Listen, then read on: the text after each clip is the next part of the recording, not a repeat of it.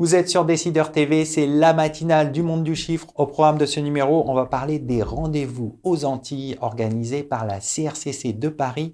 On évoquera également le rôle de l'audit pour garantir la confiance numérique et on parlera également qualité de vie au travail. Pour débuter cette émission, j'ai le plaisir de recevoir Vincent Régnier, président de la CRCC Paris, pour évoquer les rendez-vous de l'audit aux Antilles. Vincent Régnier, bonjour. Bonjour. Alors, où en sont les commissaires aux comptes de la CRCC de Paris au niveau de leur formation aux Antilles? Alors, vous savez, Arnaud, les commissaires aux comptes, ils sont exemplaires. Ils ont des obligations de formation par rapport à plein de professions libérales.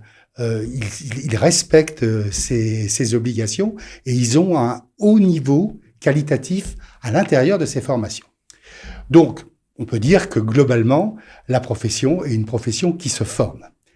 Mais lorsqu'elle veut se former, si on veut aller vers l'excellence, on a des obligations. Et les obligations, c'est de faire un quota d'heures. Et là, on vient de vivre des années qui étaient un peu compliquées. Avec la pandémie. Et bien évidemment, pour certains, on n'est pas tout à fait je vais vous donner quelques chiffres, on n'est pas tout à fait dans la mesure optimale des formations obligatoires. En fait, c'est simple, les formations. On a une obligation annuelle, c'est 20 heures de formation, et une obligation triennale, c'est 120 heures. Et puis, une dernière obligation, c'est l'obligation de déclarer toutes les formations que l'on a fait. L'obligation déclarative, les commissaires aux comptes de la CRCC de Paris sont assez exemplaires. En 2021, ils ont rempli leurs obligations à 93%.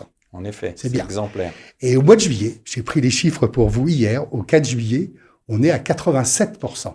Donc on peut dire que sur 2022, on est aussi très bien dans les obligations de déclaration. Où on pêche un peu, c'est sur le nombre d'heures, surtout au niveau triennal. On se rend compte qu'on a en fait que 54% des commissaires aux comptes qui ont respecté les 120 heures sur 3 ans, quand 46% les ont pas respectés. Pour certains, c'est très très peu d'heures qui manquent, c'est un peu comme les excès de vitesse. Pour d'autres, une vingtaine de pourcents, il y a un déficit. D'accord. Alors pourquoi cette idée d'organiser un séminaire aux Antilles? Alors, le séminaire aux Antilles, c'est pas que pour le climat, c'est pas que pour la beauté de Saint-Martin. Mais quand même, ça compte un peu. Je vais y revenir dans quelques instants. On a historiquement à Paris un partenariat avec les CRCC des Antilles, à savoir la CRCC de Basse-Terre et la CRCC de Fort-de-France. Vous savez, pour les ultramarins, c'est compliqué de se former et on a une collaboration qui est très étroite avec eux sur le contrôle d'activité. À savoir que les contrôleurs bénéficient des mêmes formations que les nôtres, on les fait conjointement avec eux. Et puis par ailleurs, leurs contrôleurs, les contrôleurs antillais, viennent aussi en métropole pour pouvoir contrôler les commissaires aux comptes parisiens. Donc on a ces échanges. Et c'est vrai que pour eux, avoir des formations de qualité, de haut niveau, c'est un peu complexe parce qu'il faut bien évidemment essayer d'avoir le nombre d'heures suffisantes. Bien sûr. Et là, on se dit, somme toute, on va faire d'une pierre deux coups. On va offrir à nos commissaires aux comptes,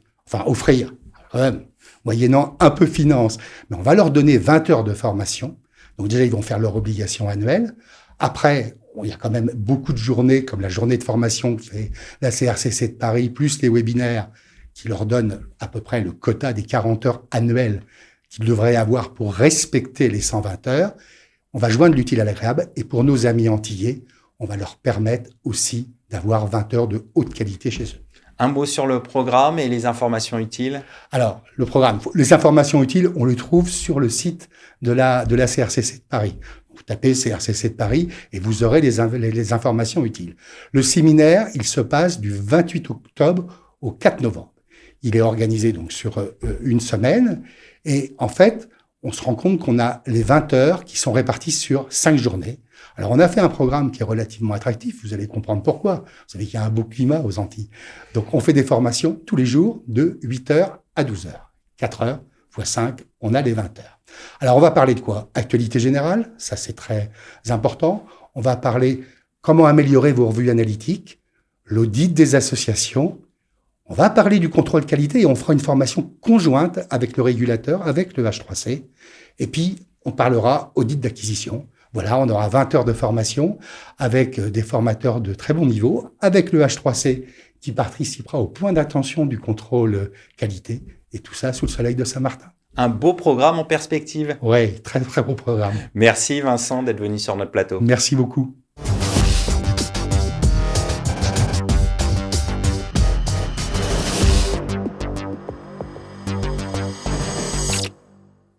Vous êtes toujours sur Décideur TV dans la matinale du monde du chiffre. Garantir la confiance numérique, le rôle plus que jamais critique de l'audit. On en parle tout de suite avec mon invité, Jean-David Benassouli, associé responsable de l'activité Data Intelligence chez PwC France et Maghreb. Jean-David, bonjour. Bonjour.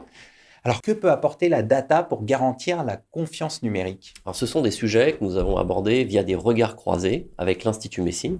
L'Institut Messine, c'est le think tank de la CNCC, la compagnie nationale des commissaires aux comptes. Et on a pu constater cette évolution qu'il y a eu dans les métiers de l'audit et l'accompagnement des auditeurs qui ont été formés, on parle d'upskilling, aux méthodologies et aux outils. Premièrement, de manipulation et d'extraction des données. Par exemple, chez PwC, on a formé l'ensemble de nos éditeurs sur Alteryx, mais aussi de visualisation, et donc des outils beaucoup plus évolués qu'on avait par exemple sur Excel. Et chez PwC, on utilise Tableau Software. Donc ça, c'est le premier point. Et puis le deuxième sujet, c'est l'accessibilité aux données. Donc l'accessibilité aux données de nos clients pour les manipuler. Ce qui fait finalement qu'il y a une vraie évolution du travail de l'auditeur en manipulant toutes ces données. Et puis on verra juste après pourquoi en fait on a apporté ces évolutions. Alors, vous avez parlé justement de l'évolution du travail de l'auditeur avec ces données. Est-ce que tout le potentiel de la data a été exploité? Alors pas complètement. Pourquoi? Parce que même avec des auditeurs formés et des données, on a toujours des problématiques d'accessibilité aux données.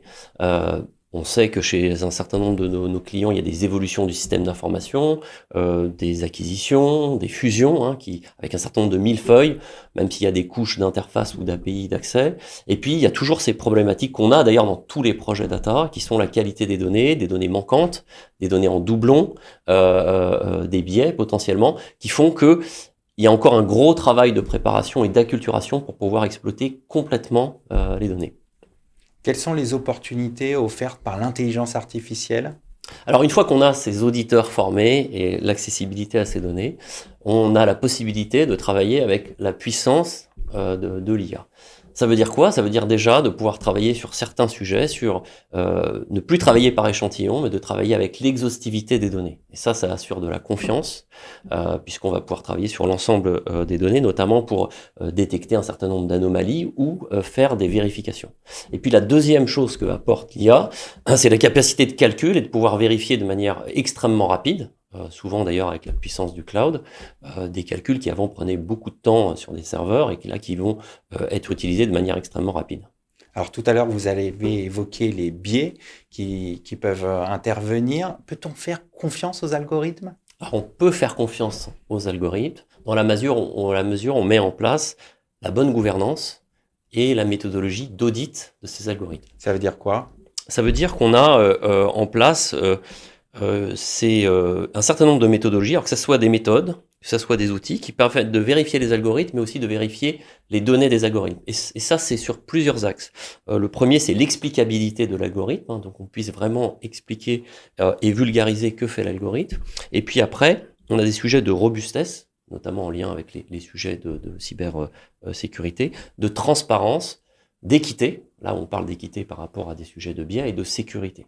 Et quand on met en place cette bonne gouvernance autour des équipes de data scientists et les tests et l'audit de ces algorithmes, on peut faire confiance aux algorithmes. On va conclure là-dessus. Merci d'être venu sur le plateau de la matinale.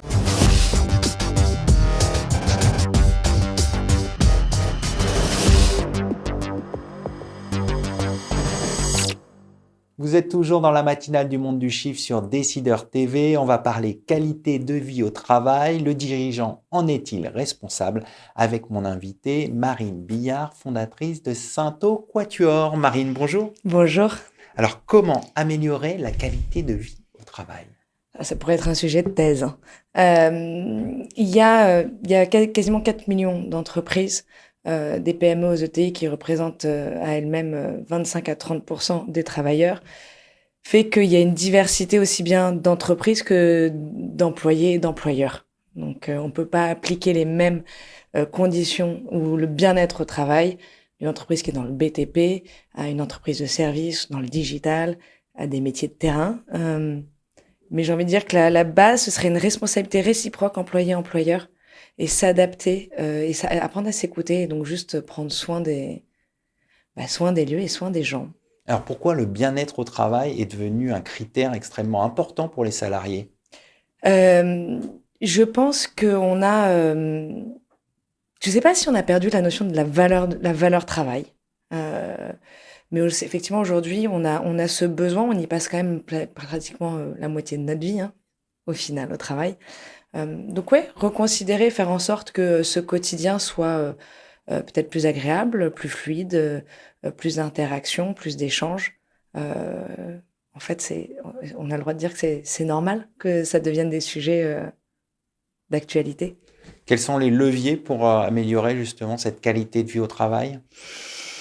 Comme je vous disais tout à l'heure, ça dépend des secteurs d'activité, mais le premier, c'est peut-être je vais vous prendre l'exemple du télétravail. Certains collaborateurs, chez eux, n'ont pas les conditions adéquates pour faire du télétravail et n'en veulent pas. D'autres, bien sûr, il y a les conditions adéquates. Donc, c'est s'adapter et écouter les besoins, en fait. Vous savez, c'est comme dans un couple. C'est quoi votre besoin? Est-ce que c'est peut-être d'arriver plutôt à 10 heures et d'être un peu en décalé? Certains qui préfèrent pas être en dehors des transports, arriver à 8 heures. Donc, c'est de faciliter peut-être le quotidien des collaborateurs. Je sais que ça reste très vague, vous voulez... Et dans cette perspective, justement, la RSE qui se développe de plus en plus dans les entreprises, est-ce qu'elle est adaptée pour favoriser ce bien-être au travail? Oui. Ben d'ailleurs, critères de QVT, c'est des grands piliers de la RSE. Et ça fait partie, les conditions de travail, l'égalité homme-femme, tout ça font partie de la RSE. Après, on est passé de l'époque du baby-foot. En fait, aujourd'hui, c'est mettre un baby-foot. Ça a du sens si à un moment donné, d'autres collaborateurs et même le dirigeant, en fait, se déplace et va accorder du temps et une communication avec ses employés. De quelle manière vous accompagnez les entreprises sur ce sujet de la qualité de vie au travail? Alors nous, avec Sainto Quatuor, on va, principalement pour les entreprises de services de 10, donc les cabinets comptables, cabinets d'avocats, de 10 à 200 collaborateurs. On va être en support du dirigeant et de l'office manager et on va gérer toutes les poupouilles du quotidien. Ça veut dire quoi? Qui est-ce qui gère la commande de café, qui va organiser l'anniversaire d'une collaboratrice, un pot de départ, le tri sélectif. Très pragmatique. C'est basique en fait. On va s'occuper des choses.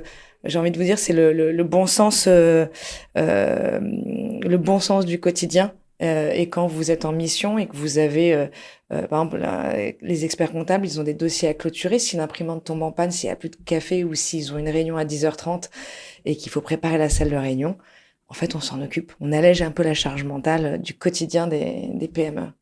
On va conclure là-dessus. Merci d'être passé sur notre plateau. Merci. Merci à toutes et à tous pour votre fidélité. Je vous retrouve prochainement pour un nouveau numéro de la matinale du monde du chiffre.